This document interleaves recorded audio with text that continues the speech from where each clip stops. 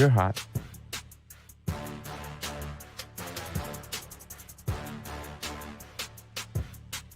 I thought we knew that a long time ago.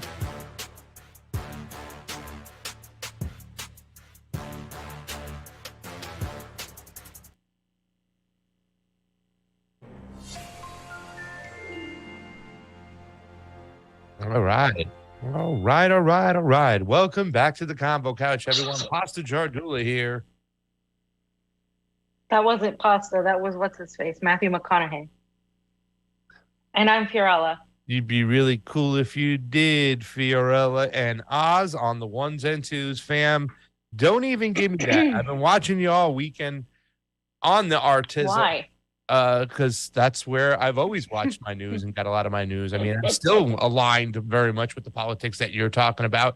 It almost seems like they're kind of like working in synchronicity for some of the stuff you brought to the Convo Couch. It's really been awesome. It's been great. But I know there's a lot of times when you're kind of just reporting the news where you really want to get into how you honestly feel and you want to give your opinions. And that's what's great about the Convo Couch. It's now become an area where they can go, now we can see what Fee really thinks, and she can go off a little bit rather than looking all misprofessional and doing the news.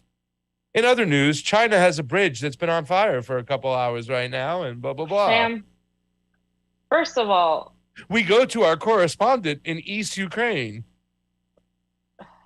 The Israel-Palestine shit really gets to me. I'm sure it does. I would write the genocide occurring in Israel, in Palestine by the Israeli cretins is really going on. It needs to stop, and the U.S. needs to, it was nice talking to Dan Kovalik. Did you say Kovalik? And I messed you up because I said Covey. Yeah, it's Kovalik. And, it's funny, him and Ned, like, it's like they're our friends, and it's like, we never say, hey, Dan Kovalik. Like, we say, hey, Dan, Mm-hmm. Like, so I don't say their names, and they have these, like, Eastern European names, and I'm like, oh, shit. I know. Say your name. Nebosha, right? Yeah. Nebosha Malic. Nebosha Malic. We have a great guest coming in. She's also a friend of ours. Kim Iverson will be here in about 15, 20 minutes. So let's get to the first section, fam, because I know it was pretty awesome. We are both fans of Pink Floyd. I'm going to send this stream to my mom right now. Guys, this is your chance to as well.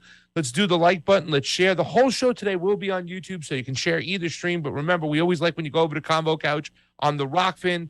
Subscribe if you can. That is our free speech platform. But fam, speaking about somebody who fights for freedom of speech, a guy who's always been vocal about Julian Assange, a good band. I know you like him, Pink Floyd, fam. What do you got to say about this? Because he went on with one of your other favorite journalists, Michael Smirkanovich, or whatever his name is, Smirkanish. I don't know. That dude who just spouts out his propaganda left and right.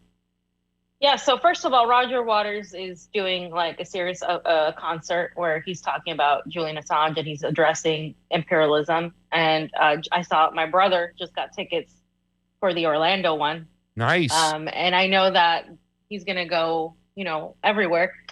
And it's really nice. I think Misty went with Andrew. And it's really great that he's doing this because most people of that caliber don't, and by caliber I mean like celebrities and rock folk, they don't really talk about politics. So the fact that he's talking about Julian Assange is a big deal. So that's what this whole interview was about. The guy was saying, oh, by the way, he starts off by saying, oh, you last time you mentioned Trump, and it was, he was saying like it was great because Trump, you were talking about how bad Trump was. Now you have Biden. Are you an equal opportunity kind of guy? And then this is when they got into the conversation where it became about Ukraine and Russia. And then, of course, later on, it was about China. And obviously, the CNN stooge is going to advocate on behalf of the NATO establishment narrative.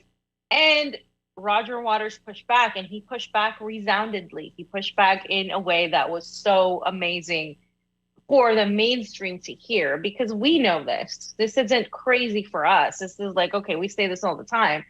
But for someone like him and to say these words on CNN, it's a big deal. And the fact that they let it air out. Now, I know that it was an edited version. We're not showing the unedited version, but it was the same thing. The only thing that was added was the Minsk Accords and the explanation as to why this whole thing happened. I understand why they edit it this way, though, because it was more concise and more it packed more of a punch. But I think like the Minsk Accord situation, it got really into more of the specifics. So we're just going to go ahead and watch it, and then we're going to tell you guys, we're going to talk about what it was. So this is the first part of the video where they're talking about the beginning of Ukraine and Russia, and where Roger Waters basically says the United States is the one who really helped stoke this to happen. And in the current show, you've got a montage of war criminals, according to you, and a picture apparently of President Biden on the screen, and it says, "Just getting started." What's that all about? President Joe Biden? Yeah. Well, he's fueling the fire in the Ukraine for a start. That is a huge crime. Why won't the United States of America encourage Zelensky, the president, to negotiate, obviating the need for this horrendous war that's killing. You're blaming. We don't know how many Ukrainians. But you're blaming the party that got invaded. Come on, you've got it reversed. That's it. You know, any war. When did it start? What you need to do is look at the history, and you can say, well, it started on this day. You could say it started in 2008. Okay, this war is basically about the action and reaction of NATO pushing right up to the Russian border, which they promised they wouldn't do when Gorbachev negotiated the withdrawal of the USSR from the whole of Eastern Europe. When you say this, then I have to say, what about our role as liberators? You of all people. You have no role as liberators. World War II? World War II? You got into World War II because it's Pearl Harbor. Pearl Harbor. You were completely isolationist until that sad, that devastating, I would argue we were always day going to get in, and that pushed us in. But thank God the United States got in. Right? You lost your father in World War II. Thank God the United States. Thank God the Russians had already won the bloody war almost by then. And don't forget, 23 million Russians died protecting you and me from the Nazi menace. And you would think the Russians would have learned their lesson from war and wouldn't have invaded Ukraine. Well, you with all your reading, I would suggest to you, Michael, that you go away and read a bit more and then try and figure out what the United States would do if the Chinese were putting nuclear-armed missiles into Mexico and Canada. This one, that makes no sense. Okay, so I'm going to start off by talking about a couple things here. Obviously, right off the bat, dude uses the whole, yes, but Russia invaded Ukraine. And Roger Waters correctly goes back about, well, you have to talk about when this war started, right? And that's something that they never talk about, and they never point that out. Also, and we're going to talk about this meme that I posted that triggered a lot of people, might even trigger some of our viewers, because we have viewers of all kinds on our show, where we're talking about, you know, the Russians and the Russians under the USSR, right? The Soviet Union, because remember, back then it wasn't just Russia, it was the Soviet Union. And Roger Waters correctly points out what people still are denying right now on this post, that the Russians were the ones that had already been fighting the Nazis, that they were the ones who had defeated and lost millions of people in order to defeat fascism. And Americans don't like talking about that. One, it destroys the whole, wow, we really were the heroes, we really were the liberators mindset. Two, it gives credence to at that moment, the counter ideology, which was communism. And obviously we're still at war with Russia now, that is not communist, it's a capitalist country, which many people, I guess, forget. And I think that had a lot of, like, just even putting those discussions out there is a really big deal. And I thought that was important. But what I really liked most about what Roger Waters said was just pushing back with facts. Oh no, you have to look at the history and how we got here. You can't just say this war started this year. Okay. Well, yes, Biden is stoking this conflict in Ukraine. That this is why he's a war criminal, right? Like he's putting these things out there in the mainstream. And this is coming from somebody who's a musician, somebody that has really, you know, and obviously Pink Floyd has always had a political message in their music. It's one of the reasons why I love them so much. But at the same time, you know, it's still a mainstream audience. And I think it was important to really push back, and he pushed back in a way that only somebody like that could push back. Well, the thing that's really just, caught me by surprise. Well, it didn't catch me by surprise. We've been saying this, but really every single time you look at it, with the eye, and you say to yourself, okay, let me see if there's a difference between Michael Smirkanish or whatever his name is, and maybe Lindsey Graham, and see how it is. There's no difference in their foreign policy, beliefs. There's no difference in their ideology. They're both like, they believe in this whole bullshit thing. And when we get to the meme, I think it will be important to point out what that meme means and why it's important, because there is this manufacturing for consent when we constantly tell the story as if the United States foreign policy and its military come in like Captain America, and they're the ones saving the day and spreading democracy and choice for the people. I can understand where some people can be upset or might be saying that, okay, yeah, that might be the case, but this is not, they still have their dirty laundry too as well. I don't think anybody's advocating for it. I think we're just pointing out the fact that we are taught that we are the winners of World War II, that we did it. Like, I mean, why did he even go there, fam? The CNN, Michael Smirkanish. Oh, well, thank God we got involved with World War II. What did that have to do with anything that's going on with what we're talking about right now? It has nothing to do. It's just more this nationalism, kind of like, this whole bullshit idea that we are the liberators. He even said, right, what about our role as liberators?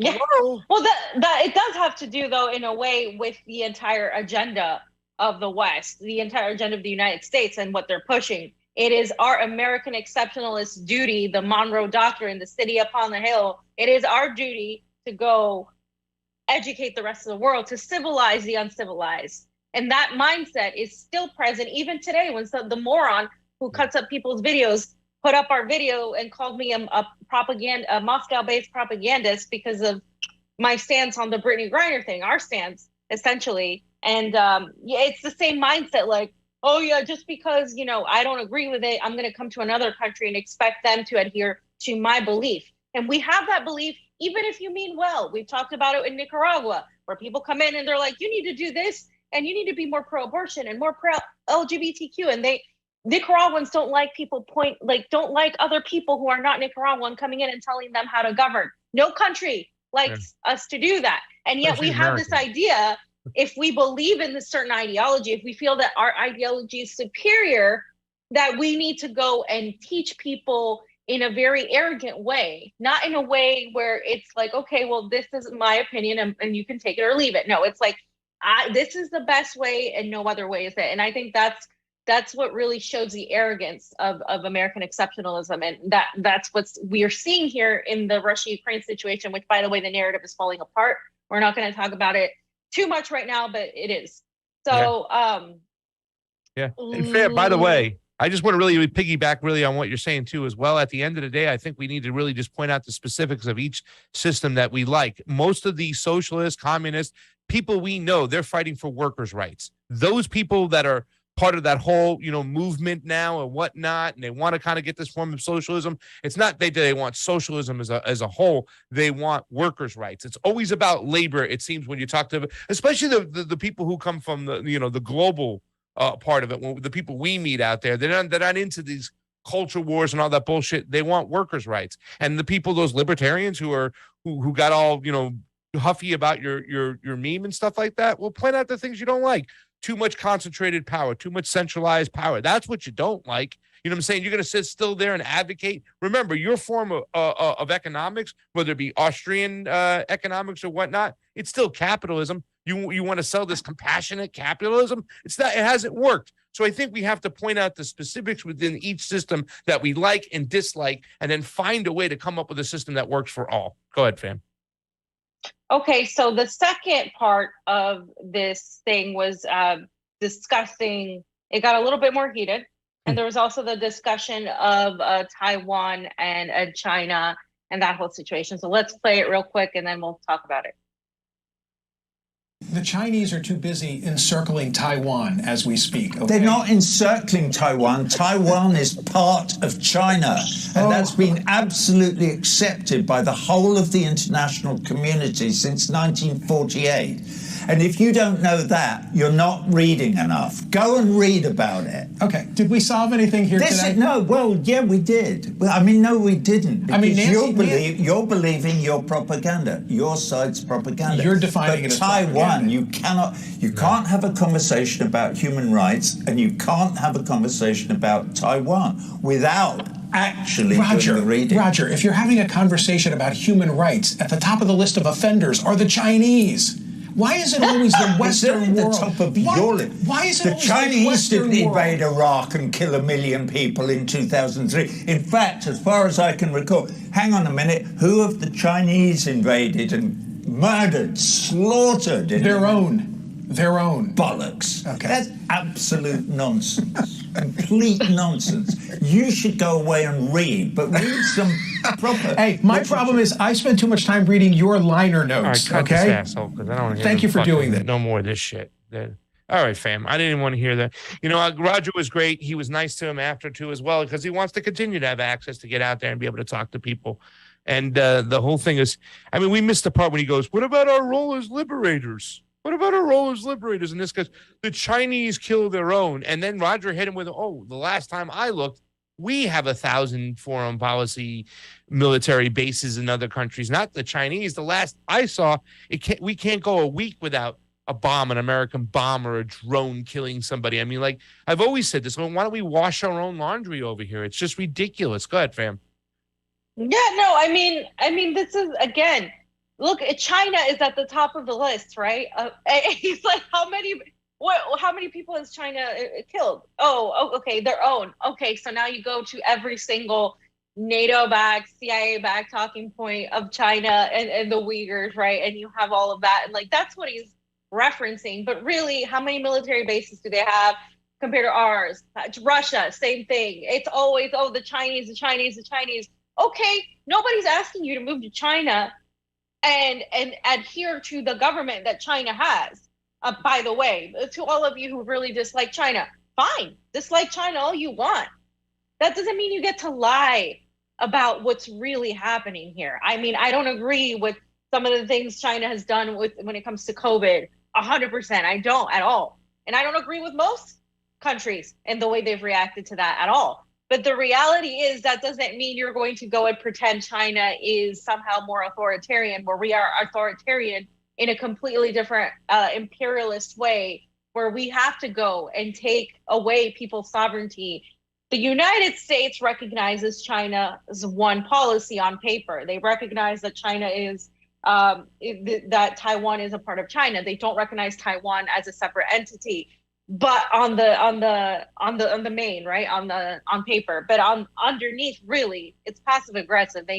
They're pushing this sort of conflict with China via Pelosi and via the way they talk about China, the rhetoric and everything. And so that they know what they're doing, and they know to instruct their talking heads like this guy, whatever his name is, to say those same exact talking points, to which Roger Waters points out it's hypocritical because the United States killed millions of Iraqis for a fake thing, for non-existing weapons of mass destruction, right? And we completely created chaos in West Asia or the Middle East as we know it.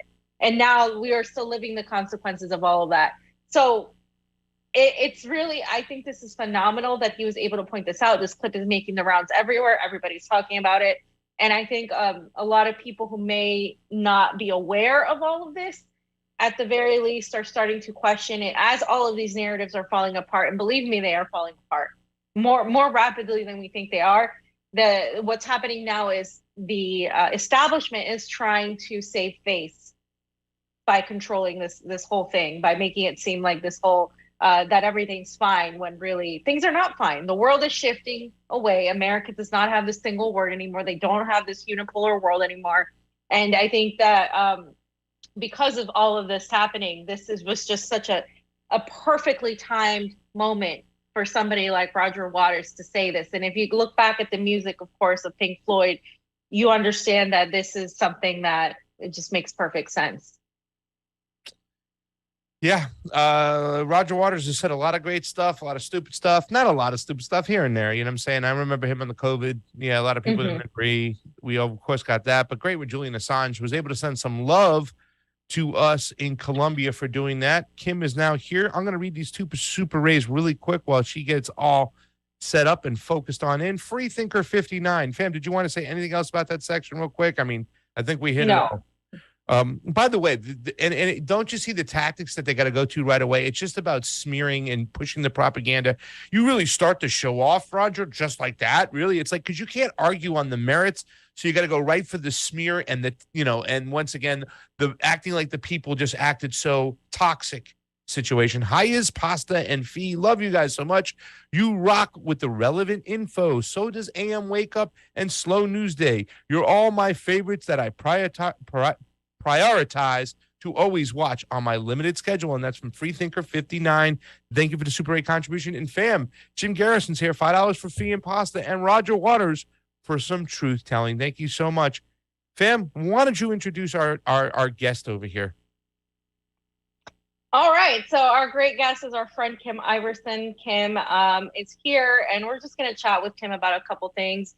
Kim, thanks for coming on, and yeah, nice to see you. Thanks for having me. Yeah, how is it over there? Are you having fun? I am. It's fun. It's been crazy schedules, but it's fun. It's good times. You need to visit. How's the food? I always wonder about Russian food. So I really haven't had Russian food. I've had like things that Russian people love to eat, like Middle Eastern and Georgian food is like their favorite. Yeah. So it's really good though. Like most restaurants are really good. There's a lot of, I was surprised. It's just taken some getting used to, like not having like American fare, that sort of thing. But yeah. So far. I would imagine. Well, that's exciting. I'll have to come visit you guys, you and my friend and, Katie, and see what it's about there when they lift the travel ban or whatever.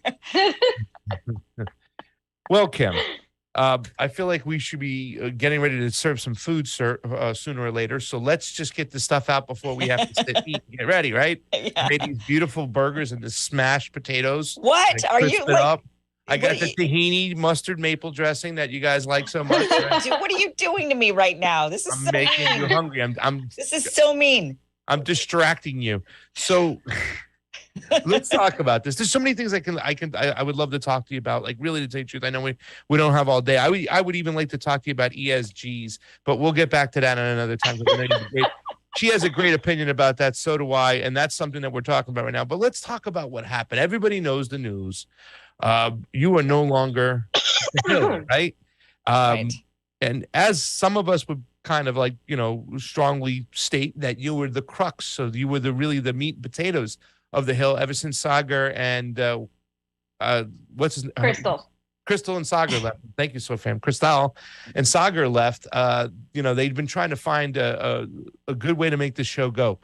Everybody knows that you've been like the people who you've been the person to bring. You're the talent that's bring on all the people there. But now you're no longer there. And you were vocal at one point saying how the Hill doesn't suppress you or censor you. But let's talk about what transpired in the days coming up to the interview with Dr. Fauci. Tell us how you found out and then what happened and how it all unfolded. Well, I found out that Sunday night before the interview was supposed to happen on Monday. So I just found out the night before that Fauci was on the lineup for the show.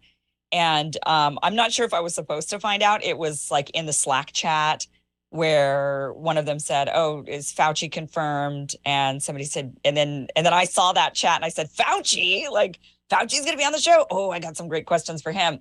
And I assumed I was in the interview.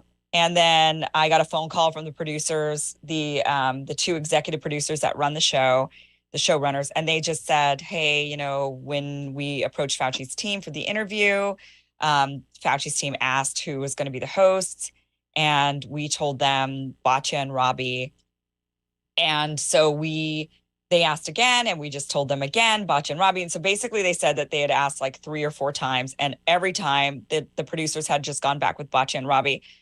So I said to them, well, that's not going to work. I mean, you have to have me in that interview because, for one, like the interview was, the interview was scheduled. So I wasn't on the show all day. I only did like 3 segments out of the 8 every day. And that's because I'm on the West Coast and they're on the East Coast. And there's other reasons for that, but that's, the basic reason, we'll say. Mm-hmm. So the reality was actually, and I can now kind of talk about this, and I wasn't talking about it while I was there, but the reality of it is I found out I was getting paid less than my co-hosts. And when I confronted them about being paid less, they, rather than bump my pay to be equal to that of, let's say, Ryan Grimm, they instead cut my hours. That was how they did it. And then they said, well, but look at the bright side, you're in LA, so you don't have to wake up at 3-4 in the morning anymore. And so that's how it was justified. It was never really justifiable, though, in the end, because as we saw, my numbers dwarfed my co-hosts, right? So, but I was paid less than everybody else. Like, that's just the reality of it. So, anyway, I found out about this interview. They were doing it. It turned out it was during the time I was supposed to be there. So they would have had me there recording my segments and then have to ask me to leave. And so I told them, look, the audience is not going to be okay with this. I'm not going to be okay with this. I've been telling the audience that there's no censorship, there's no suppression, and that's what this is going to be if I'm not in that interview.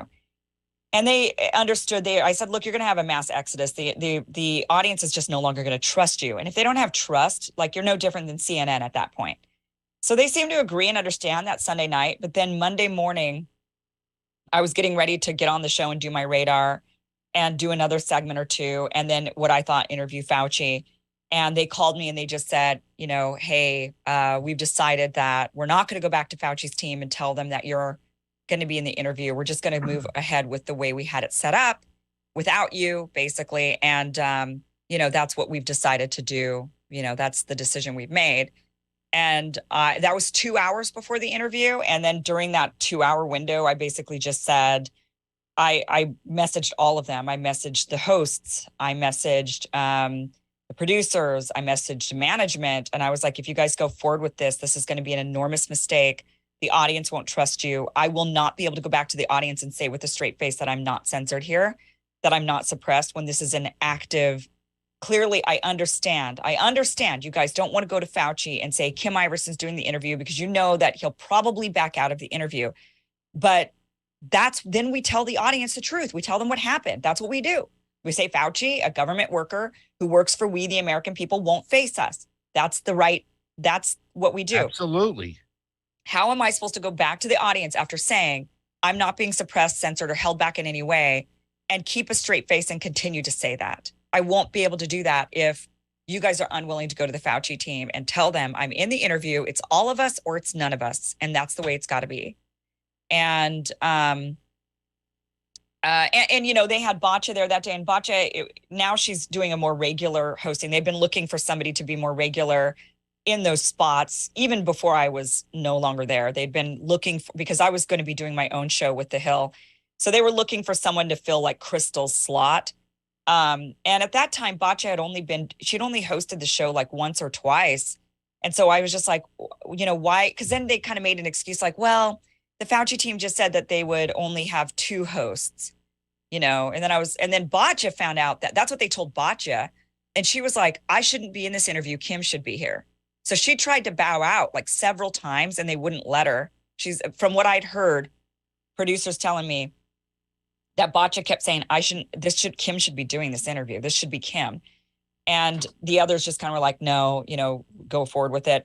Because they told her that, oh no, it's a 2-person issue. He'll only face 2 hosts, not 3. But we know that's not that wasn't really the truth. The truth was they didn't want to tell him my name in particular because they were afraid he would back out of the interview and they wouldn't get the interview with Fauci. And they ultimately prioritized the interview with Fauci rather than what I felt was the audience's trust, and me and my reputation of telling the audience this whole time that I'm not censored, held back, or limited in any way. And that would just no longer be true.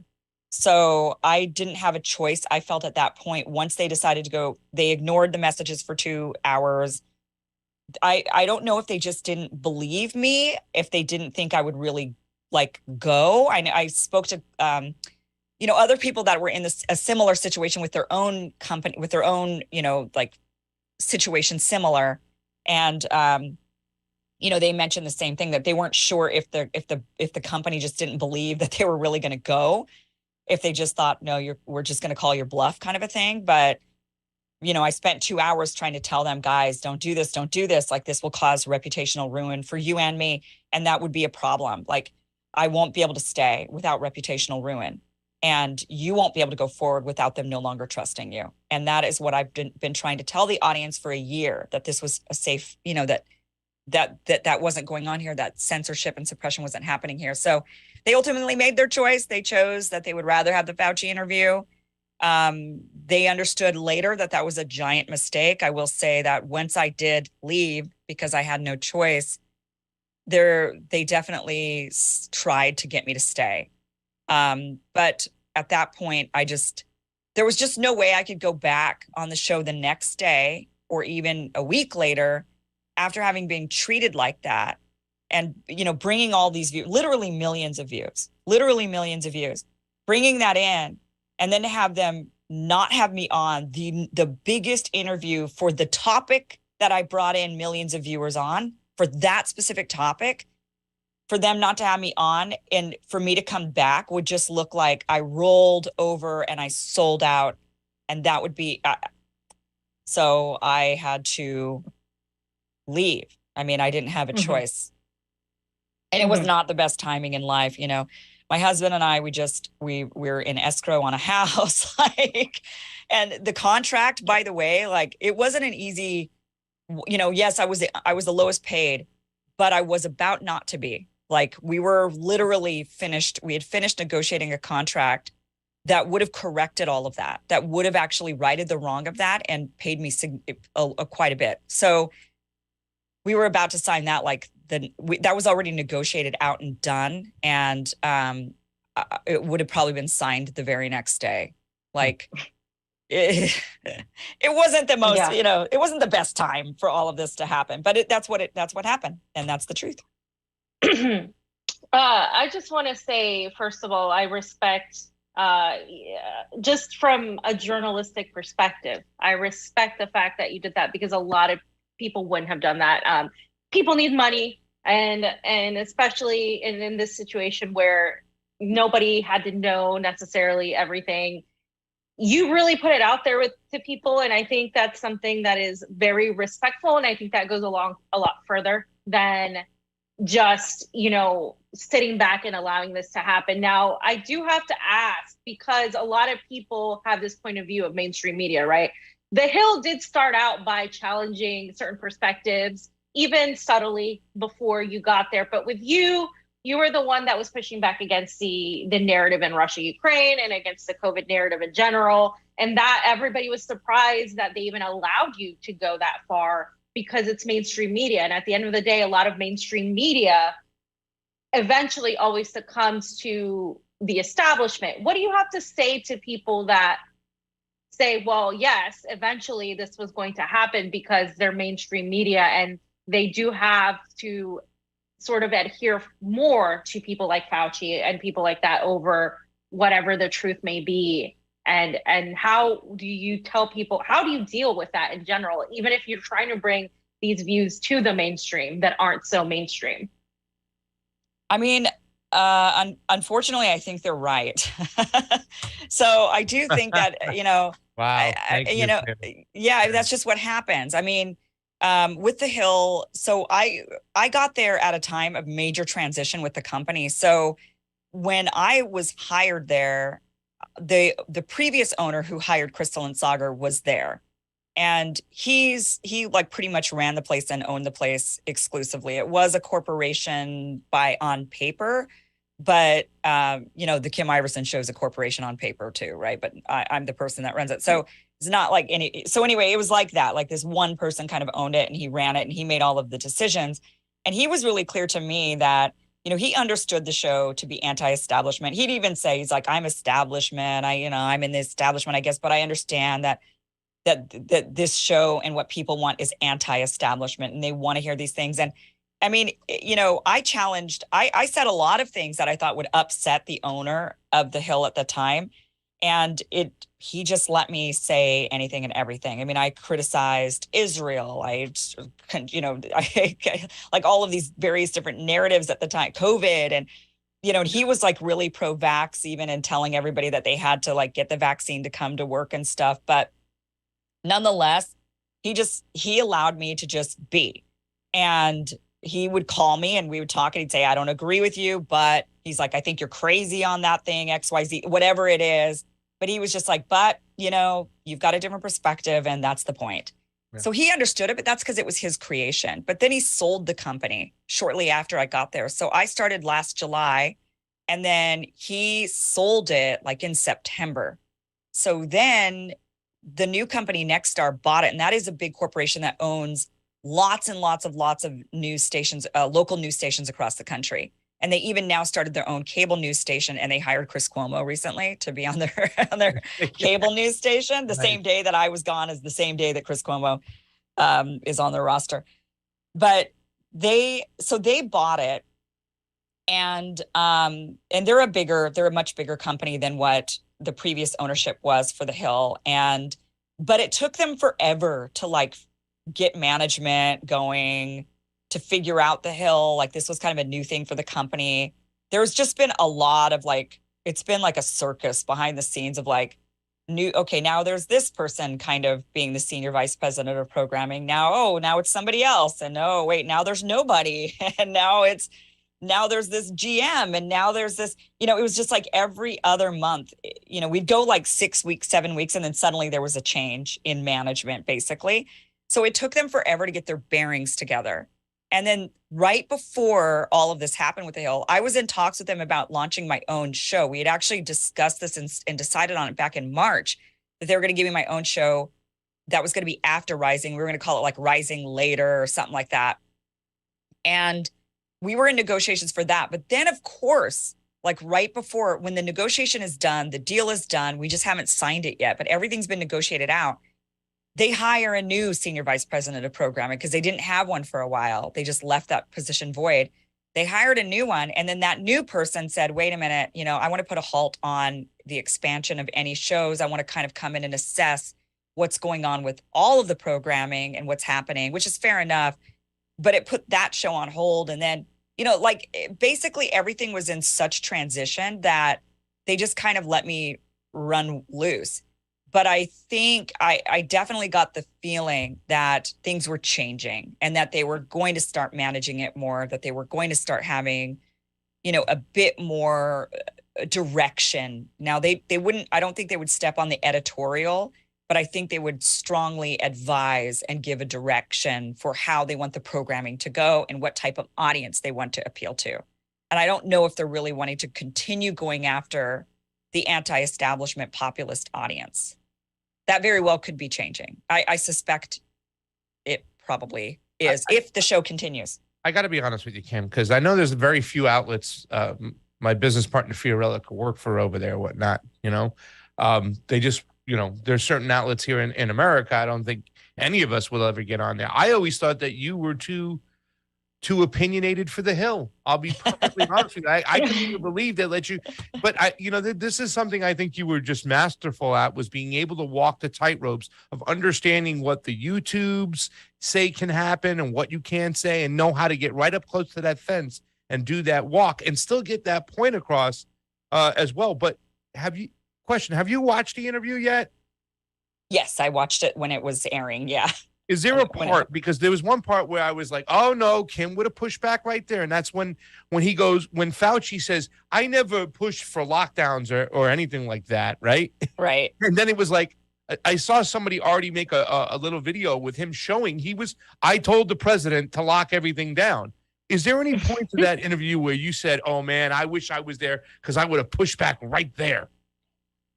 I only watched the interview once, and I wasn't in the frame of mind to be thinking that way. It was like literally when this whole thing was going down, and I was just like, I just wanted to see if they at least asked the questions that I would have asked, or I just wanted to see how it went, and what value the Hill felt that it wasn't even the Hill, it was the executive producers of Rising, what value they thought they were going to get out of that that was going to be like this bombshell that was worth sacrificing the trust of the audience. Yeah. Well, what would you have asked him that you could have asked him as an employee of the Hill? What did you have when you saw that? Oh, maybe Fauci's coming on. What did you get ready to ask him that you were going to ask him? I'm dying to know. Yeah, I mean, obviously, like during an interview, I would have loved to push back on a lot of the nonsense, of course. But, I really would want to ask him things like, what is his definition of a vaccine, right? Wow. Because what is this? Like 5 doses later, really wanting to hone in on that, because I feel like that was the most consequential issue, is that they're pushing these so-called vaccines that clearly are not meeting the definition of what we all believed vaccines to be. I believed if I got the smallpox vaccine or the polio vaccine, that meant I wasn't going to get those diseases. I understand there's like a very small chance that maybe there is that very, very, very rare breakthrough. But for the most part, we all know, what we have an understanding. Words have meaning. There's an understanding, a definition to it. And that clearly changed, and they're still pushing these. So really pushing them on the mandates, because there are still mandates for college students, for young children, for people that are not Americans wanting to enter this country. You cannot come into America without being vaccinated. I would have really pushed him on that particularly, because it's still consequential for so many people. That's awesome.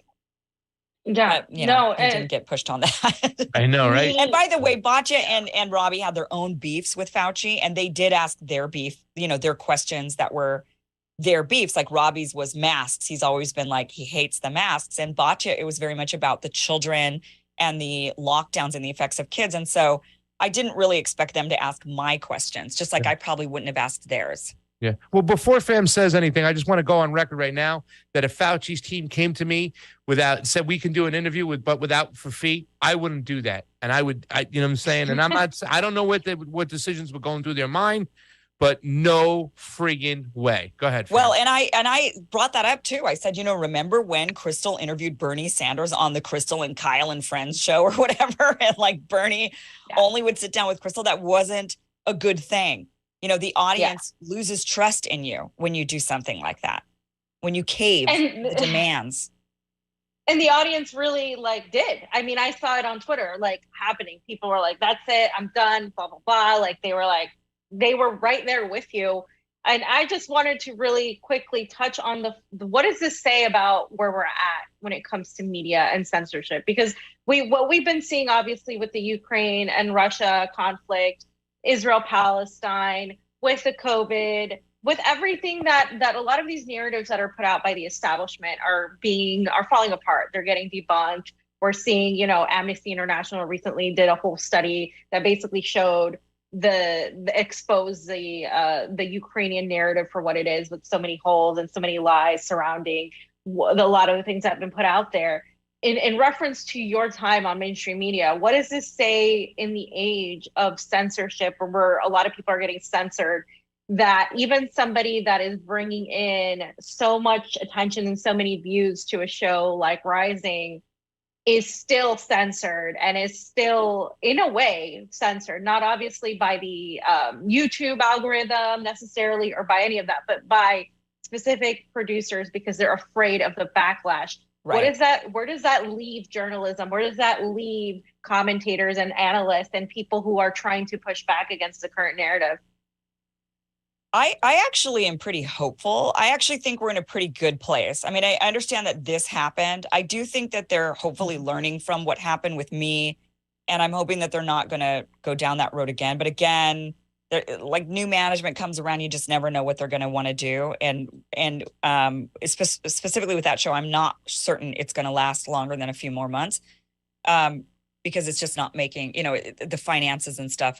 You got to make money, right? Everybody's got to make money to stay afloat. So I think, I do think, though, that the mainstream mindset of people, I think the mainstream is now becoming more anti-establishment, more questioning, right?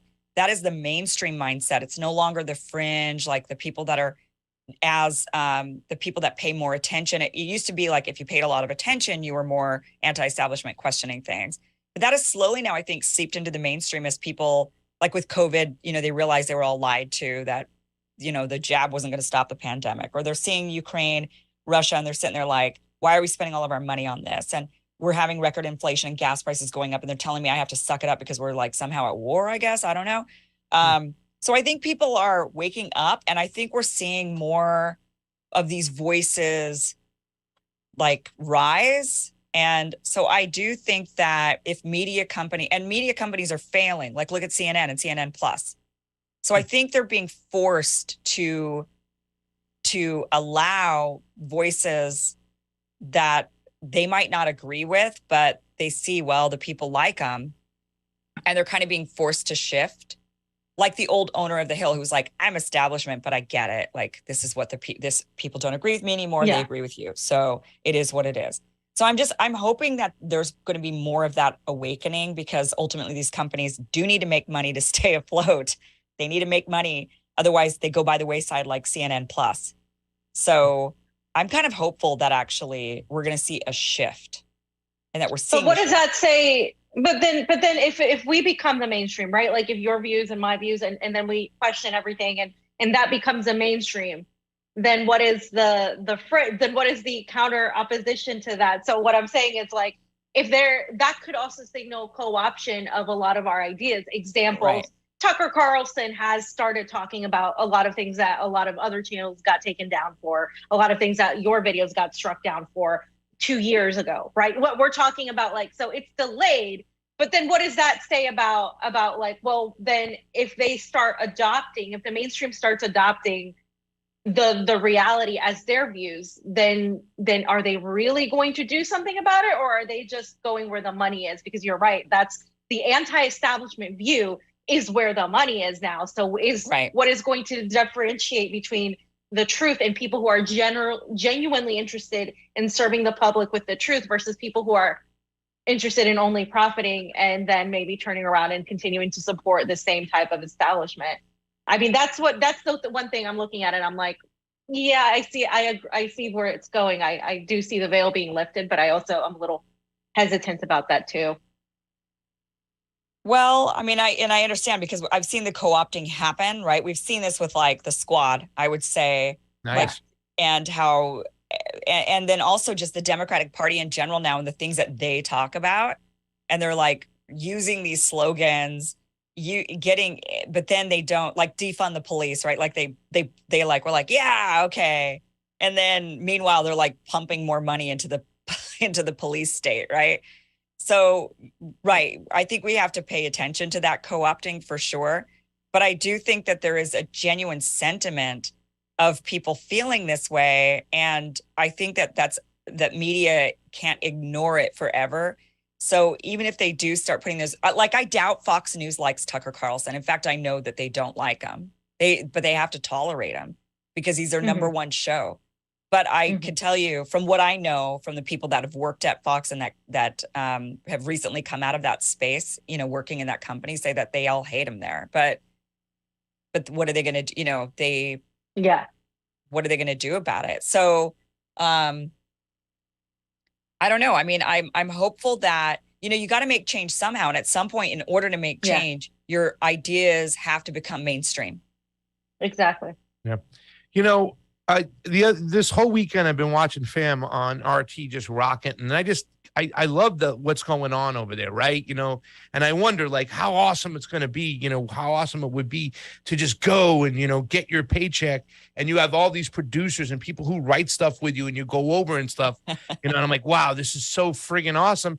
And then I sit in my chair every morning to do my morning show, and it's like a different feeling. I'm like, yeah, I don't have all this help. I got to do all this stuff, but it's mine.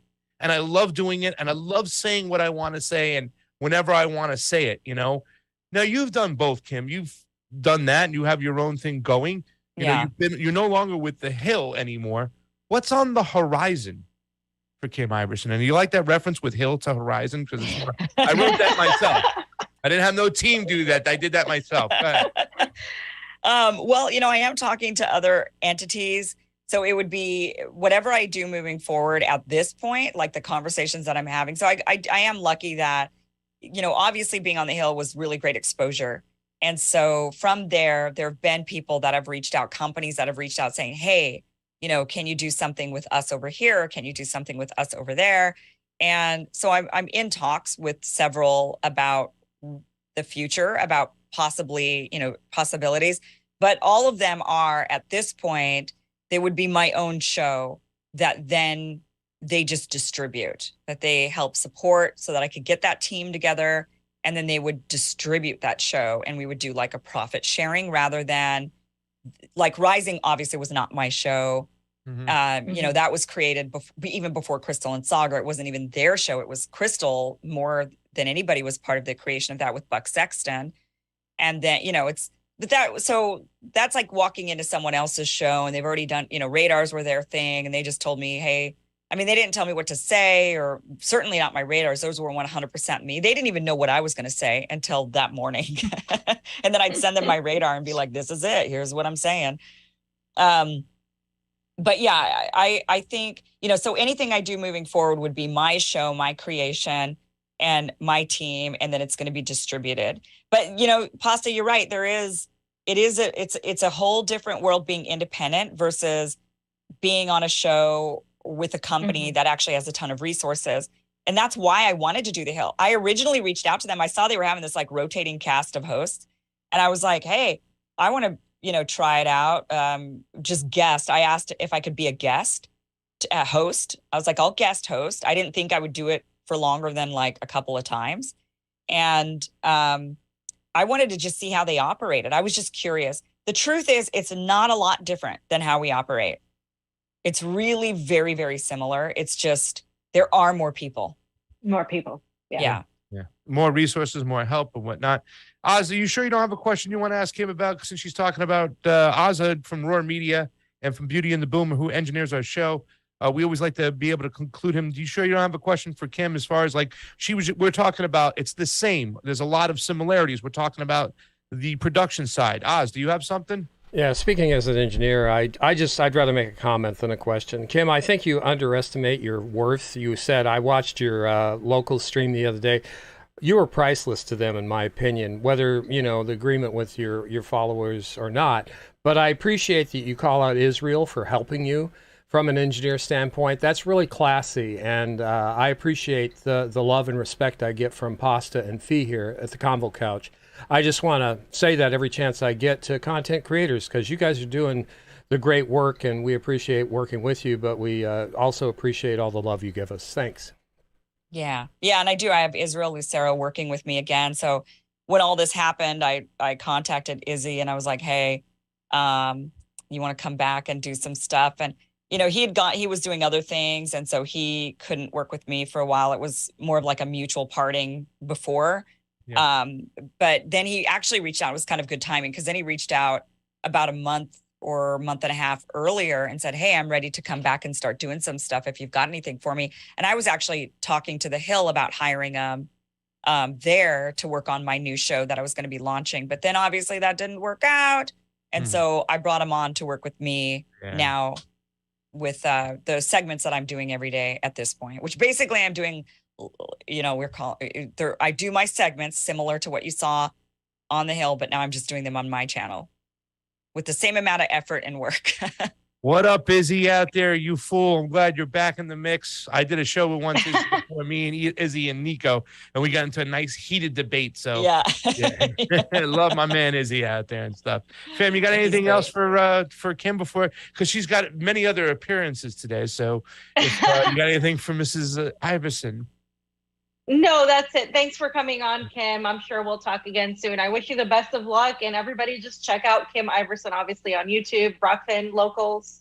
Yeah. Where else are Rumble. you on? Rumble. Yeah, Rumble. We're going to be getting going on Rumble too as well, and we should probably do the Locals thing, fam. I think there's a lot of locals screaming for you over there as well. We gotta use all our resources possible. Let me say this much too as well. The four of us got to speak at Defeat the Mandates, and I don't think they were going to ever allow Dr. Fauci to get, an interview by somebody who spoke at Defeat the Mandates, Cam. I don't think he would have ever allowed it and stuff. But the one thing is like, we don't agree on everything. We have some disagreements and whatnot. But I think what I was really proud is that day is to be with you and hang out there with you with somebody out of the gate out of the gate was all up on these COVID protocols and speaking, truth to power when it was very unpopular. And, when you were doing that, we were doing that. And we gave ourselves a lot of confidence to say, hey, listen, we can speak the truth here. And then eventually a lot of people caught on or have been coming along. So I appreciate that work that you did out of the gate. And your radars were amazing. I watched a lot of them. And I commend you on that work, Kim, not because you're my friend, because it was really important that us leftists, and we all know that because of even your audience has said that I'm more left as you, but I think you're there with me. Here we go again with this battle. Oh, here we go again. We were out of the gate talking about this stuff, Kim, and I commend you for that work. Seriously, amazing job. And the Hill is bit itself right in the ass. They don't know what they've lost until it's gone, and you're gone, and that's great for the rest of the world because now you can speak clearly and freely as much as you want. Well, we're going to have to take a test on who's more left. Yeah. We're going to go back to this. Again, this you're debate. both libertarians. Just be quiet. That's what we're libertarians. Yeah, Fee is definitely more left than us. Okay. Got it. Okay. But Yes. right. Gotcha. We love you, Kim. Thank you, Kim. I love you guys. Appreciate Can't you. wait to see you guys again in person and eat this great food pasta that you're, when are you coming back over to make me some dinner? I'm right here in Vegas, right here. I know. Come back and see me in my new house. I gotta come to you guys. All right. Yeah, into my new house. When you got it, let me know when the housewarming party is there. I am there. Same with you, Fee. Get over here. A little bit tougher I will for let you me know. to get here. Yeah, let's see. Yeah, it's going to be a while before she makes it over here. But I need to go out there and visit her and Katie and stuff and have fun. Yeah. So I want to go to Moscow too. So All right, guys. Thanks for having me on. Pleasure, Kim. All right, bye, Thank Kim. you so much. Bye. Kim Iversen, ladies and gentlemen. Yes, you finally spelled her name right. Thank you. No, there's a story behind it. You guys, I can't believe it. You're going to have to, I'm not telling you guys, you're going to have to go get your own Kim Iverson story. That was Kim Iverson. Guys, we're near 500 people on the YouTubes out there. Do us a favor, hit the like button, hit the shares, and get it out there. Let's get over 500. We have almost 100 on the Rokfins. Let's share it on up. Fam, let's talk about the place we went to. Or really quickly, should I read the quick super raise? Or you want to just jump right into Colombia? Yeah, let's just jump right into it because go ahead. Let's do it. I gotta go to RT after this.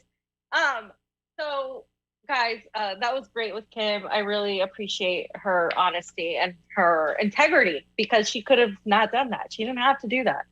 And that's something that a lot of us who started on this independently, right? We advocate to our audience. You're the most important thing. If we feel like we're getting censored anywhere, we're gonna say no. If I feel like I'm getting censored and I'm not allowed to ask the questions I want to ask, or I make it known. Believe me, I make it known.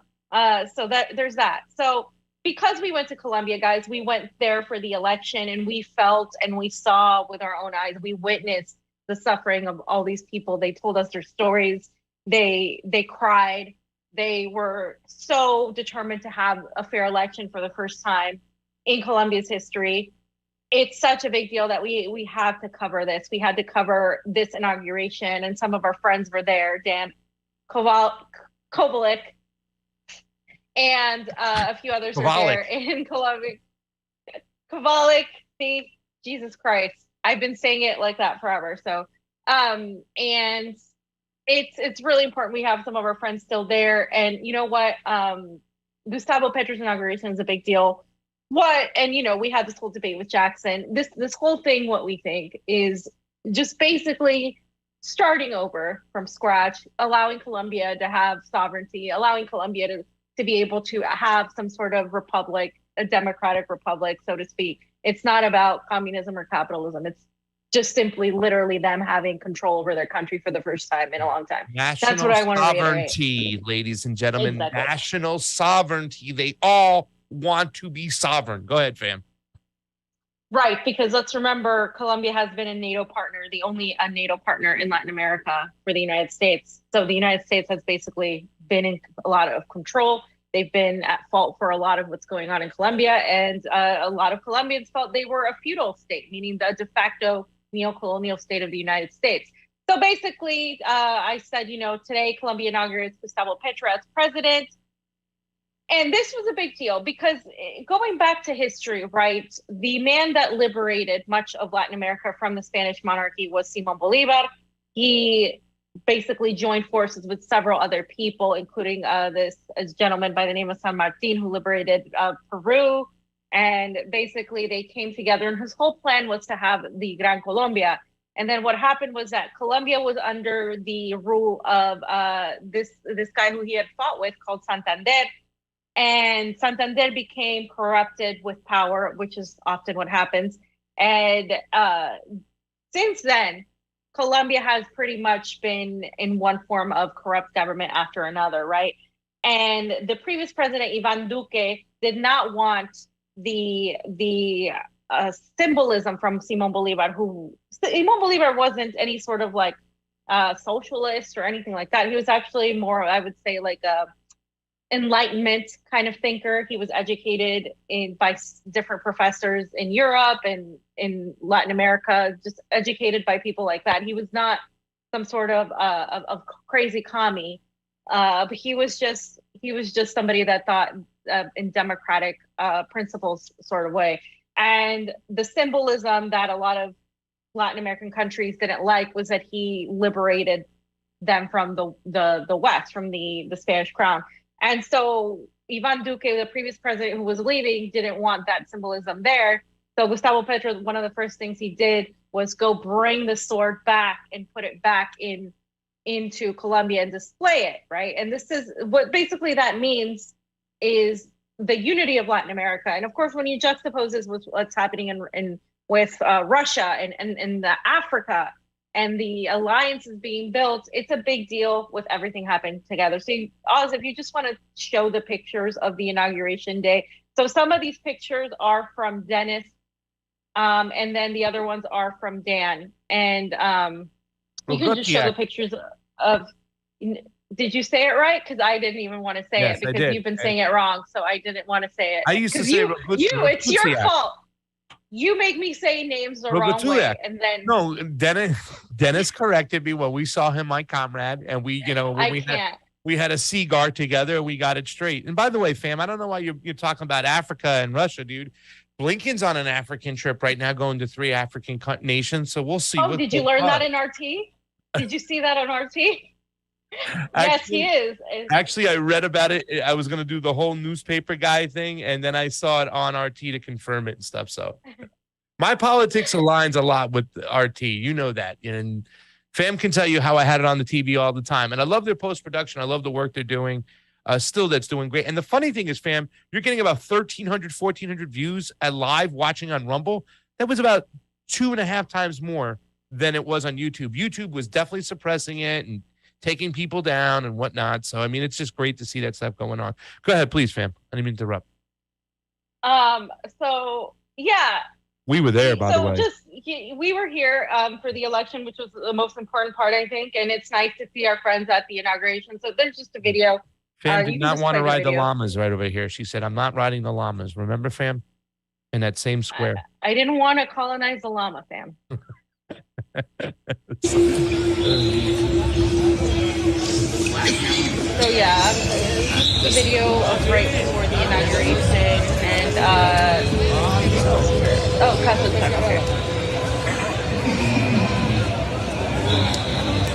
okay. You can play this one, Oz. The next video, I think it's slide blah blah blah blah blah 22. Right? Juro a Dios y prometo al pueblo cumplir fielmente la Constitución y las leyes de Colombia. Follow through with the laws of Colombia. That God and the people of this country are there to witness it. And then, so that's the moment where he was going to call the sword now. So I just wanted to show him being inaugurated. And Oz, you can go to 24. And I think this one's translated, if I'm not mistaken. But if it's not, I'll go ahead and translate it. I think this is the sword moment. Presidente de Colombia, le solicito a la Casa Militar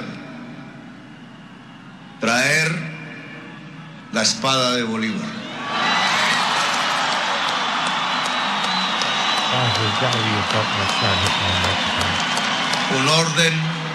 Una orden del mandato popular y de este mandatario.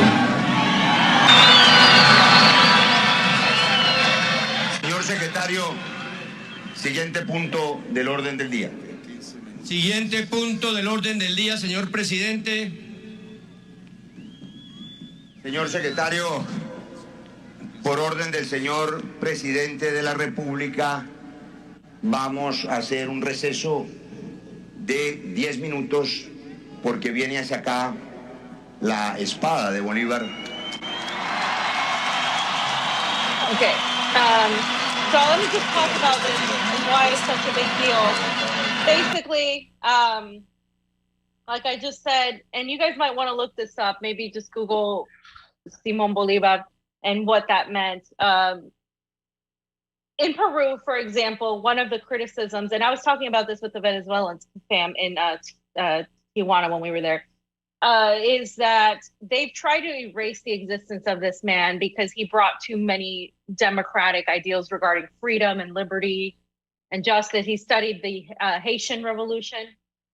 He studied the French Revolution and the American Revolution. In fact, some of the English actually came into Latin America to help liberate them from the Spanish. It was kind of this whole mixed thing, but like kind of complex, but just overall, it basically symbolizes an anti-monarchical and anti-establishment type of thing. And so it was a big deal for him to be like, all right, we're going to stop.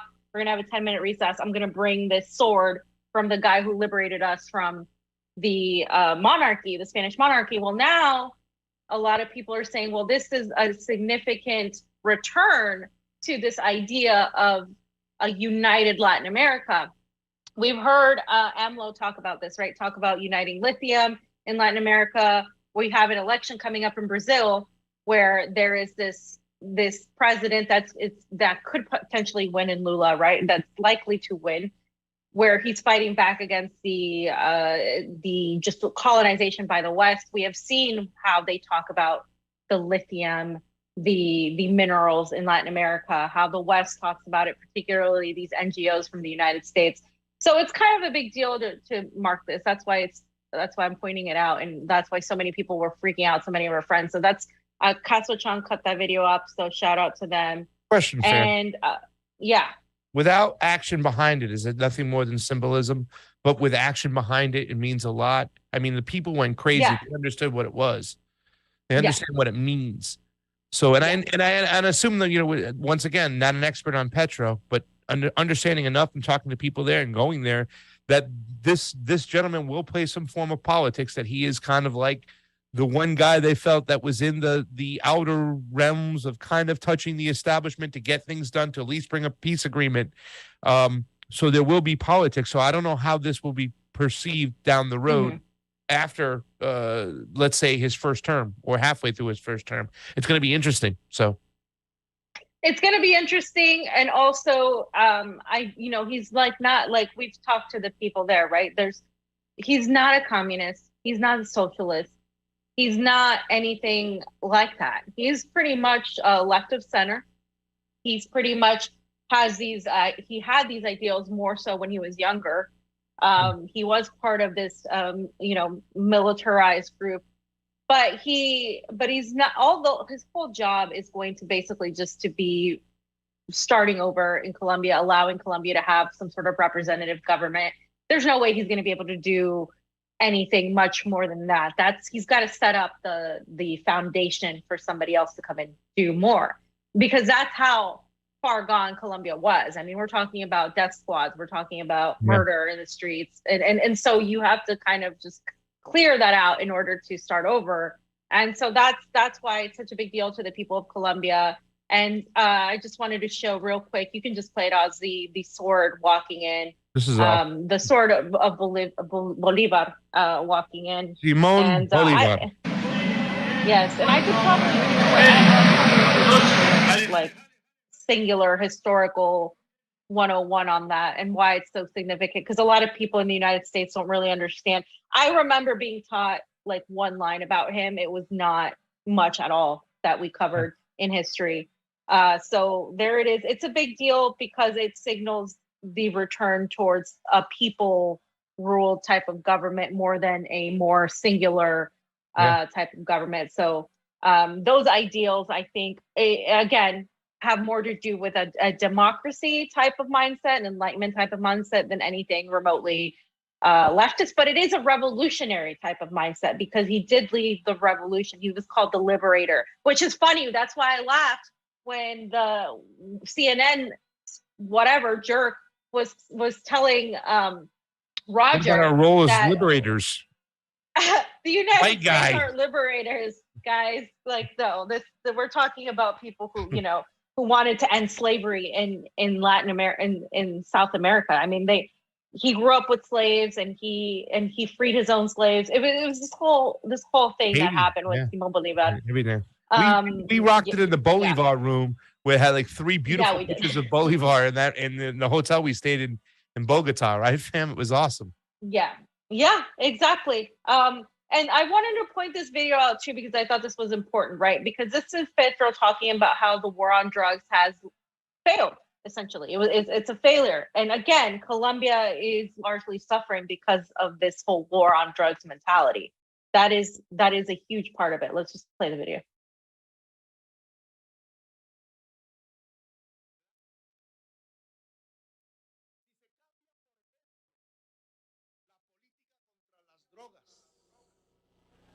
Vista como una guerra, llamada la guerra contra las drogas, por una política de prevención fuerte del consumo en las sociedades desarrolladas. Es hora de una nueva convención internacional que acepte que la guerra contra las drogas ha fracasado rotundamente, que ha dejado 1 millón de latinoamericanos asesinados, la mayoría colombianos, durante estos últimos 40 años, y que deja 70,000 norteamericanos muertos por sobredosis cada año por drogas que ninguna se produce en América Latina.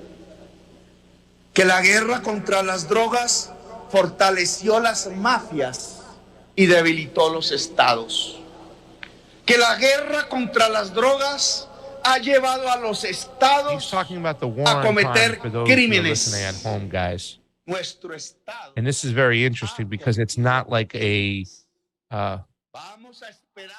El Salvador approach where they're going to go after the gangs and arrest people. It's a different type of mentality, fam. It's kind of libertarian, wouldn't you say? Legalizing marijuana, lightening the war on drugs.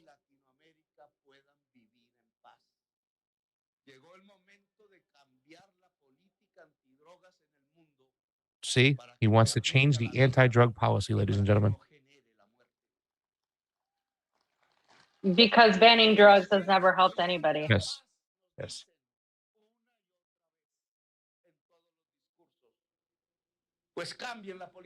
That must be. See, that's the thing. That's not too pushy with the CIA. If he was going to say, I'm going to crack down, I'm going to arrest these cartels and whatnot, the CIA might not have let this guy got in, right? It's more of an approach of like, let's end this war on drugs. Let's back off. I believe it was Vice President Marquez that was talking about legalizing marijuana for many years too, as well, from what I've been told for some of the activists out there, fam. Yeah, and that's another thing. So he wants to, because again, like you mentioned, most of the people that have died from this war on drugs, this so-called war on drugs. I mean, he's talking to the United States there, I think. He's also talking to the DEA. He's talking to the people of Colombia saying this is going to change because the only people suffering are our people. Mm-hmm. I mean, And again, criminalizing drugs, it has not helped anybody. I mean, I don't want to say anybody. It hasn't helped most people, not the vast majority of people, especially in Latin America, where you have what's been happening with the cartels and everything that happened after that. And the United States has a huge part, if not the vast majority of it, a role they played in that. And so that is something I think that is significant. Dan wrote a nice article. I'm just going to allude to that as we finish up with this section. But another thing that I do want to point out is the conversations happening. This is the biggest thing, I think, that signals that Petro is going to do something. This shift of talking to Venezuela, Colombia and Venezuela were not talking to each other. They were neighbors. And this goes back to history, where Simón Bolívar was from Colombia and from Venezuela. He was born in Venezuela. When you were Spaniard descent and you were born in Latin America, you were a criollo. So he was a criollo and he was born in Venezuela. And his whole dream was to have the Gran Colombia, to liberate Venezuela and to liberate the entire South America, have it join and have it be like basically like what we would call the United States of America, something like that. And it wasn't completed because of so many different reasons. But this goes back to now, there's this conversation between Venezuela and Colombia now. And so Nicolas Maduro had something to say about this inauguration. And he watched the inauguration, and it was all in Spanish. That's why I'm not putting the video. But he basically said, for the peace of Colombia, for the peace of Venezuela, congratulations to all of Colombia and President Petro. And he pointed out, too, in his commentary, oh, look, he's carrying the symbol of Bolivar. Bolivar was Venezuelan, and that's what they named their currency after. When in Venezuela, you have the Bolivares. That's what used to be the currency. Now, mainly, they're worthless, and you use dollars. But that's something that those conversations, just the mere conversations of two countries that should have been cooperating a long time ago, happening is a big deal, especially related to everything going on geopolitically and also the economics of it with oil, right? And just the proximity of it. Xiomara Castro tweeted this out, and I had to put this in there because a lot of people went, right? And there was a video where you could see the audience cheering for some and booing for others. So they were cheering for the Bolivian president. They were cheering for the Chilean president, Gabriel Boric, but they started booing for the Ecuadorian president because they see him as corrupt. They booed the monarchy of Spain. The Prince of Spain, I believe, was there. So the people of Colombia they know what they like and what they don't like, right? So one of the presidents that was invited was Pedro Castillo from Peru. And obviously I was at his election and I witnessed this whole thing. And basically Peru has this very huge problem where I joked and I told my parents I'm going to go and liberate Peru from this problem because the Congress or maybe I'm not even joking. I don't know, who knows. But Congress is basically corrupt. Congress has too much power. Or more power than the executive, and Congress is pretty much taken over by what's her name? Yes, Fujimori.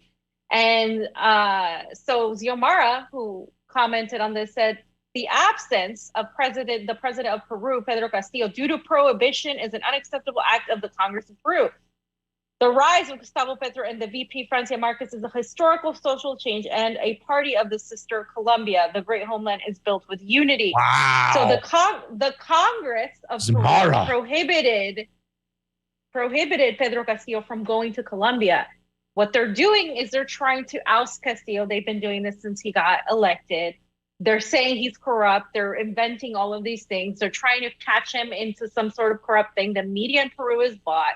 It is entirely corrupt. And so they're basically trying to get rid of him, just like they've gotten rid of the last 4 presidents. It is a huge problem in Peru. And so they prohibited him from going to visit to attend the inauguration in Colombia. It's a big deal. And so that she pointed this out, another country we've been to, Honduras, right? Who we saw similarly to Colombia be able to start over and get rid of this corrupt regime. So it's a big deal for us, fam, because we've seen we've been there and we've witnessed it and we've come full circle now seeing this happen. Yep. I love the fact that she just called them out and whatnot. But once again, I think this is a favor for Castillo, who probably would have wanted to come, whatnot, but being, stopped from his own government, his own parliament. I think this is a good thing that she called him out. Maybe he called her and said, "Hey, can you drop a little line for me and help me out over there?" Who knows? But that is pretty amazing. That's called out. And it is a shame that that's going on in Peru, fam. You know what I'm saying? That their Congress has so much power.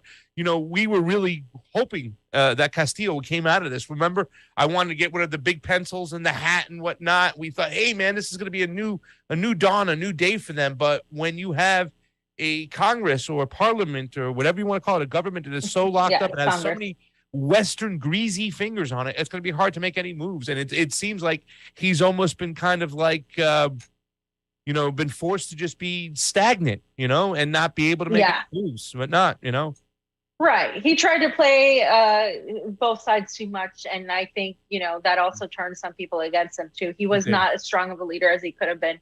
And so now we have that problem there. And again, just going back to Colombia for a second here, this is an article that Dan wrote, right? Dan who? Kovalik. There you go. Yay, Dan Kovalik. So Dan wrote this article, and I don't call him Dan Kovalik. I call him Dan, okay? And you call him Kobe.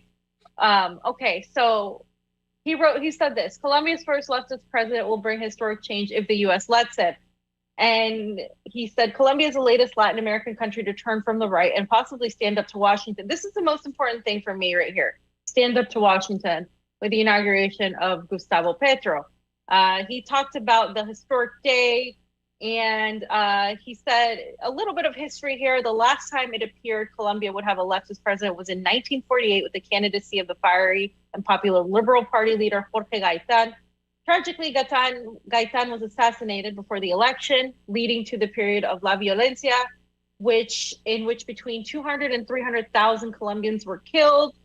And then, of course, a little bit of history there. Young Fidel, and this is for Steve, and Gabriel Garcia Marquez, one of the most famous novelists. If you get a chance to read his work, it's in English too. You can read it.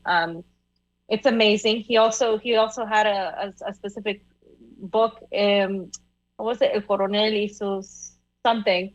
The colonel and his the general, el general y sus soldados, something like that. I forget the exact title of the book, but it was about the time of. It was fictional, but it was based on Simón Bolívar's last later moments in battle. But anyway, Garcia Marquez and Fidel became friends, and then they. He talks about how nobody really found out who assassinated this guy, but it was Dan's belief and others' belief that the newly created CIA was the one who assassinated Gaitan, and then of course got involved in regime change after the fact. So again, Colombia since then has just been riddled with so much corruption and so much violence, and it was mostly carried out, as he mentions in this article, by U.S.-backed military and paramilitary death squads, closely aligned with the right-wing governments that have seamlessly governed Colombia since 2002. And by right-wing in Colombia, we mean paramilitary death squads. We're not talking about somebody's just ideology where they don't believe in marijuana or where they don't believe in gay marriage. We're talking about paramilitary death squads in Latin America. The state violence since 2002 has been staggering, with the military murdering at least 6,400 and possibly 10,000 people from 2002 to 2008 alone. Meanwhile, over 92,000 Colombians have been disappeared, and over 5 million Colombians are internally displaced, amounting to one of the largest number of displaced people in the world. One of the most unequal societies on earth. Those at the top will not cede their wealth, land, or power easily, and the U.S., which dominates Colombia through this elite, will not allow this to easily happen. Again, Colombia is the only NATO partner in the hemisphere outside of North America. It is the U.S.'s closest ally in Latin America. And is Gustavo Petro going to change this? That's what everybody's question is. That's a lot to put on a person in one term. I just don't see that happening alone. I do see him ousting the corruption and just having this foundation to start over. And anything you want to say before I just finish up here with this? Well, fam, go ahead. Just finish on up, and then I'll make my comments after. Okay, yeah, I just wanted to point out Lula da Silva. He mentions, this upcoming election this year in Brazil. U.S. officials are open about the fact that they wish to maintain control over the region's vast resources. And these presidents who wish to use their country's resources for the benefit of their own people stand in the way of this. This is entirely true. We've talked about this pink tide happening. The head of the U.S. Southern Command, there was that video. I think we played it. Laura Richardson, right? She was the one that was basically salivating, right, at the Amazonian resources. Reinforcing the Monroe Doctrine, reinforcing it. Off the charts. It's just off the charts. They have a lot of resources here. 60% of the world's lithium is in the region. You have heavy crude, you have light sweet crude, you have rare earth minerals, you have the Amazon. So, I mean, the way she was talking about it, Jesus Christ. I mean, we have a right to all this stuff, fam, that belongs to the Latin American people, but it's ours. So yeah, that's Dan's article. Check it out on RT. And yeah, I mean, this is a very important election. Again, so now you have, what do we have? We have Brazil, you got Uruguay, Paraguay are still questionable, right? And you got Peru right now on the brink of all of this. But it's really happening again, this whole unity in Latin America, this unity in Pan-Africanism, right? This is happening in Africa. Africa literally is saying, we don't want to deal with the United States anymore. We want to be recognized as sovereign, independent countries. This is why, as Pasta mentioned, Anthony Blinken is doing this tour because Sergei Lavrov, the Russian foreign minister, just went and he was welcomed with open arms. And he made some really good relationships and connections in Africa. And the United States is like, hey, you can't do that. You can't allow that to happen. Send Blinken over there. And that's what Blinken's doing. And it's not going well for him. So it's kind of funny watching it. It's cool to see Lavrov going over there right now and RT reporting on that, what's going on. But we were talking about this even before RT started reporting on this. When you start looking, and we were having certain people on to talk about what was going on in Africa, even our guests from Somalia. And, you could see this. They were saying this. They're opening up the Russians with open arms over here. They understand what's going on. And this whole attempt by the West to try to push all these other African nations to say, hey, you need to stand against the Russians for what they're doing in Ukraine. They didn't fall for it. They understood what's going on, just like they understand what's going on in Latin America. And this is going to be very interesting when it comes to Petro. How much can he achieve, fam? You said there's a lot on his plate, whatnot. But he has, I think, a couple simple tasks to put into place. And one of those tasks that he has to eventually come to is make sure that the civil war is ended and people are cool with it and saying, we don't want to fight each other anymore. That national sovereignty of bringing people together, it's not going to be too much. He's only allowed to do so much.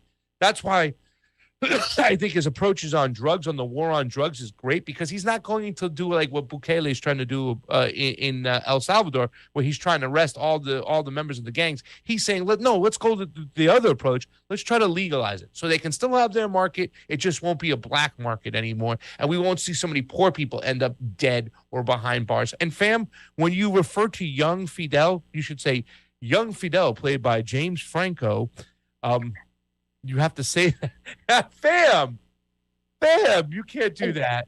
I have to do a whole stream on how offensive that is. John Leguizamo's pissed off, fam. I'm pissed off, okay? Like, forget John Leguizamo. I'm pissed off. First of all, how are you going to have James Franco play young Fidel?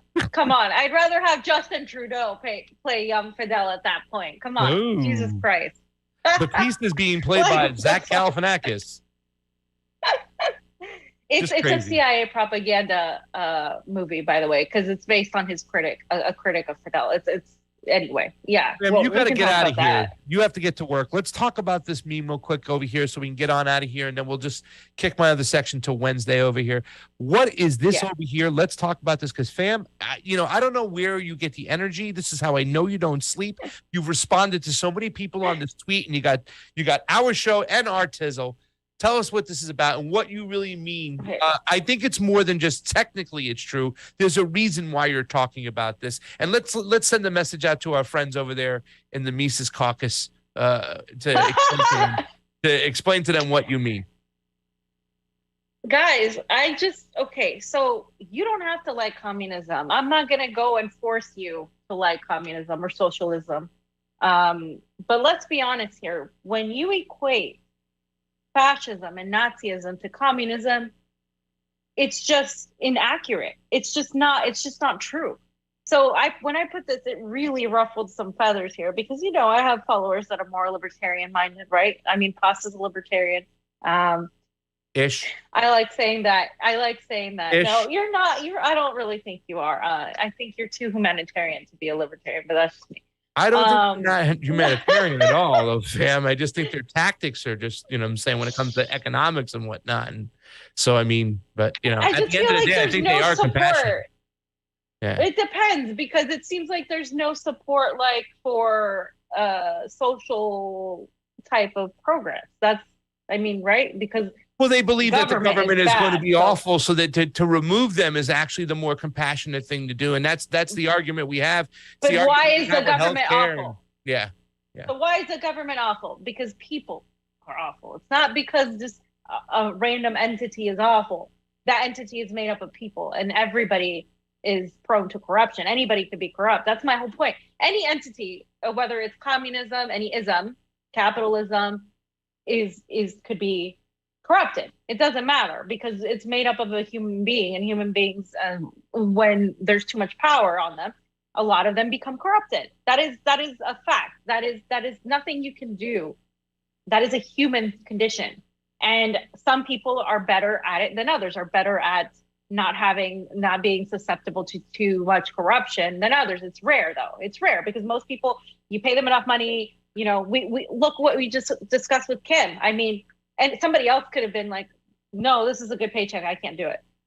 It's that simple. I mean, I love you guys, but sorry, I need to pay my bills. You know what I mean? Like this, I mean, that's just the nature of things, right? So my whole thing is like, there's this idea, there's been this whole indoctrination in the United States, whether you're a libertarian, on the right, a liberal, whatever, this whole indoctrination, because all of them agree, right? Whether you're a right winger, a libertarian, or a liberal, they all hate communism. I mean, for the greater part, they think communism is bad, right? Yeah. And it's largely because of what we've been indoctrinated with. Whoa, communism is bad. When you become an American citizen, you have to say you will not at all ever push communism. You will never succumb to that ideology. It's such a terrible ideology. So for me, I'm not saying there's nothing worthy of criticism, because I think that would be dishonest to say that there isn't. I'm not saying that there hasn't been corruption within it, because there has, and it hasn't ever been executed though in its full vision, because it's an ideal. Communism is an ideal. It would require, just like anarchism, in my opinion, human beings to be more evolved, in my opinion. I just don't think humans are there at this point. So I'm not advocating necessarily for you to follow that ideology, because I see it as an ideal. I see it as an endpoint. And the journey is more so what we're focused on here. But to say that that's the same as fascism, I just think you're missing the fact that the fascism itself is the absence of people having sovereignty over their own being, people having the ability to think for themselves, people having no freedom. Fascism is the full concentration of power. It's the corporations merging with government. It's where we're headed to in the United States. And we are a capitalist economy in the United States. So I don't understand, again, why there's this comparison. Oh, see, this is communism. And they talk about the Great Reset, and they're like, yeah, but it's like communism. I'm like, no, but the Great Reset is a bunch of global capitalists. How can you say that this is communism? Oh, because they take away property. Yeah, but you're only hearing one aspect of that. The whole idea of the goal of communism, which I think is an idealistic goal, is a stateless society. A stateless society that doesn't have, where there's no central, there's no government telling you what to do, because there's abundance. There's an abundance of everything. Again, it's an ideal. It's not something that is realistic, I think, at this point. And so one of the things that I criticize about some people's communist ideologies is the fact that there's so much concentration of power in one spot. And I believe that too much central power corrupts, because then you just have too much power concentrated in a few, and that needs to be broken up and decentralized all over, because that's just the best way to do things, because it just doesn't work. So I don't agree with that aspect of what some people push, right? But I don't in any way, shape, or form say that it's the same thing as literally saying all of these people, because they believe in God, or because they don't believe in God, or because they're Jewish, or because they're Black, or because they're this or that, whatever, should die because they don't agree with this, and we're going to execute all of them.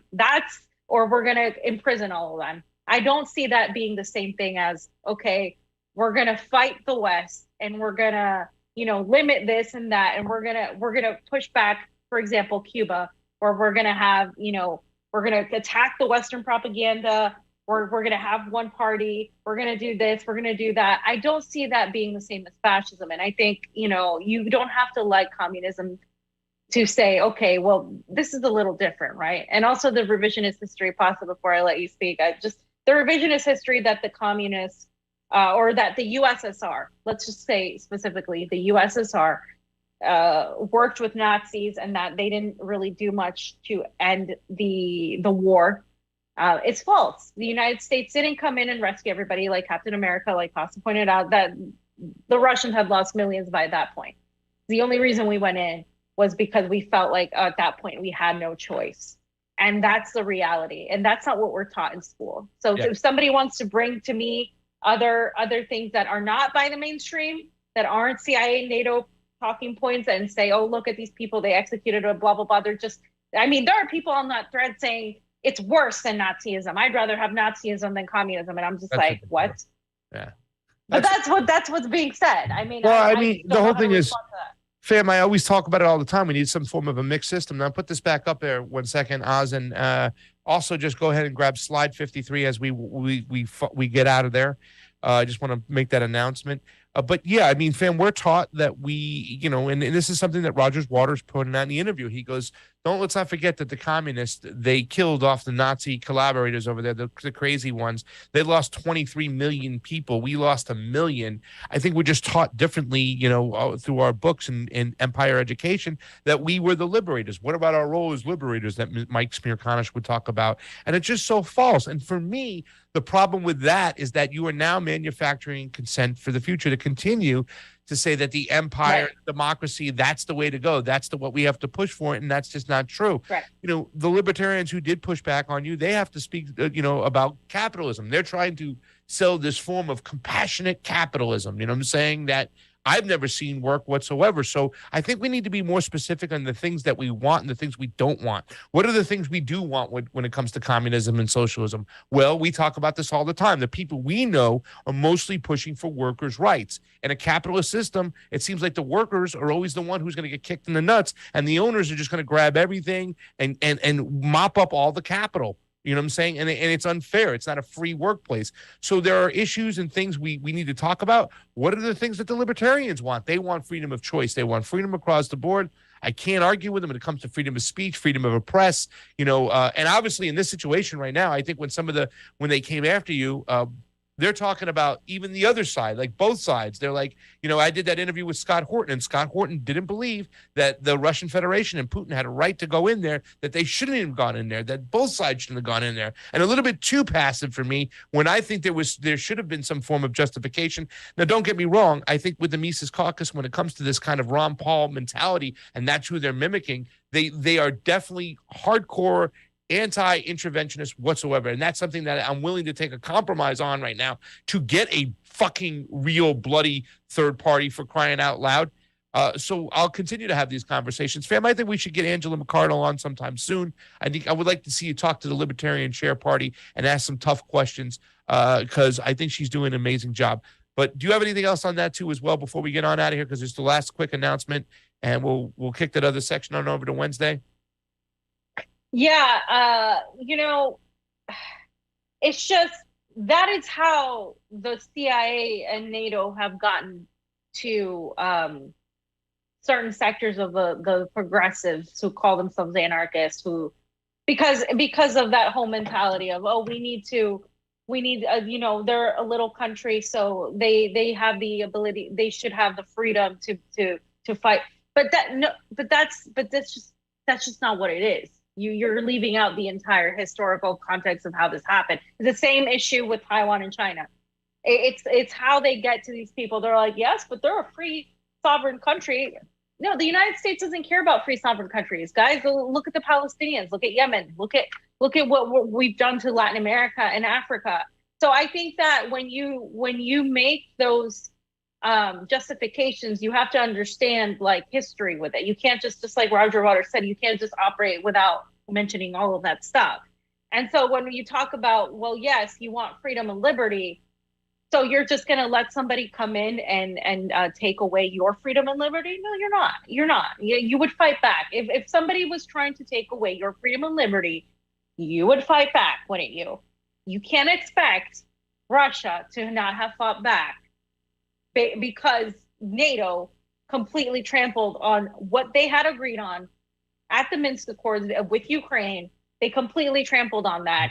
And they knew that that was the last thing they could have done before the continued expansion eastward of NATO. And there was a choice to be made, and you could disagree with that choice. But if it ever comes down to your freedoms and your rights being trampled on, you're going to push back. And so you're going to call that authoritarianism, right? Because that's the thing. Like, there's always a form of authority somebody is exerting on another human being. It just depends on, are you fighting against an oppressive authority, or are you the oppressive authority itself? And that's we need to learn, because things are not cut and dry in this world. Like they're gray, in the gray areas more than anything. And so I just think like that's you got to be careful when you say, well, I wouldn't have invaded and this and that, because that you can live in that ideal world, but that world is not the world that where we're at right now, because there's an oppressive regime and there's everybody else that's fighting that oppressive regime, and you can't hold those two equally.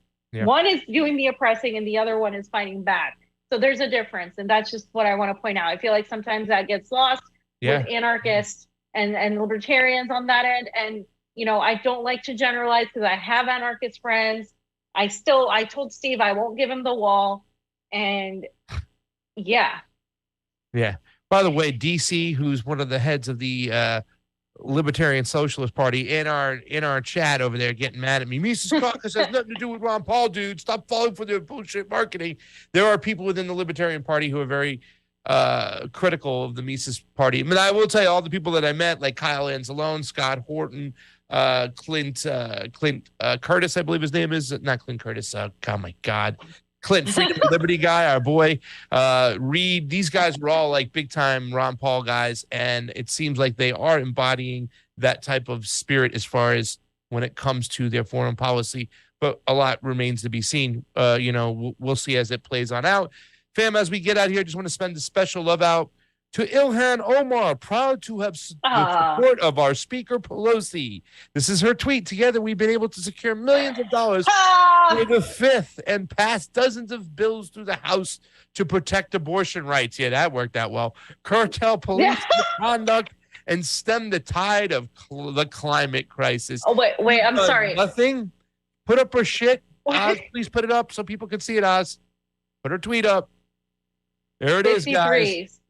Okay, first of all, Pasta, just wait a minute. This is comical, right? That's why I did the Jimmy Dore laugh. One job, fam. This is comical. One job was to fight back against the establishment. That was their number one job. Wait. Why they were put there. How did you protect abortion rights? They're gone. Curtail police misconduct by giving them more money. Even Kim mentioned that when we were just talking about that. They literally have been funding the police more by saying, defund the police on one end and the front end, and the back end funding the police, and then funding, by the way, the Iron Dome. And then what else did they do? Oh yes, giving billions of dollars to Ukraine, which ended up in the hands of the Azov battalion, which didn't make it to the most. All of them, and then what else? Cambodia, a bunch of them did. Cambodia. You know what I'm saying? There's imperialist foreign policy. Yeah, they suck on when it comes to freedom of speech. They've never mentioned Assange. They never mentioned Julian Assange. It's just they have been the worst failure, the biggest disappointment, out there. All of them. The squat, as Misty calls them. And their one job was to fight back. Remember, that was the initial job. You're going to go in there. We're going to change this party, bringing down the ruckus. Bring the ruckus, bringing down the House. Go in there and change the politics of the Democratic Party. Now that you can see, she's bragging about it. This reminds me of John Kirby bragging about the $8 billion we've already given to the Ukraine. Disgusting, fam. Super Rays, Wow. we'll get on out of here, guys. Thank you so much for an amazing day, an amazing show today. JD, thank you for the Super Ray contribution. As always, appreciated on the couch.